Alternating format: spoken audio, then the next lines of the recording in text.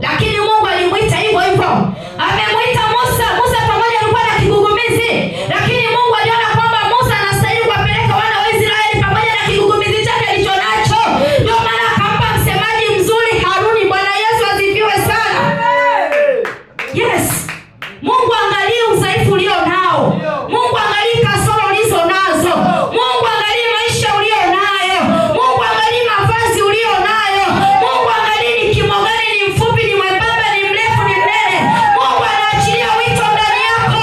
Mungu akiachilia wito ndani yako, mtu wa Mungu, wito unakuheshimisha.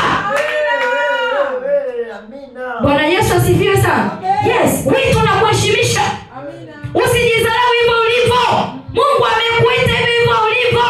Tatizo ulilonalo Mungu amekuita na tatizo lako hilo hilo. Mungu kwani hakujua kwamba Musa ana kigugumizi? Si alijua, lakini alipa wana wa Israeli yeye ndio awachunge. Kwani Mungu hakujua? Alijua kwamba Musa ana kigugumizi, lakini alimpa wana wa Israeli akawapeleka Misri. Mungu alijua. Hata wewe Mungu anajua udhaifu wako ulionao. Mungu ametuita tukiwa na madhaifu mengi. Mungu ametuita tukiwa na tabia chafu, lakini Mungu akaachilia wito akasema, mwanangu, imetosha, njoo nitumikie. Ndio maana jioni ya leo tuko mahali hapa, tuchoke kukusanyika kwa sababu tunajali ule wito ambao Mungu ametuita. Kumtumikia Mungu sio lelemama. Kuanzia Jumatano kama ambao tunakuja kwenye maombi, Jumanne tuko mahali hapa, Jumatano tuko mahali hapa, Ijumaa tuko mahali hapa, Jumapili tuko mahali hapa.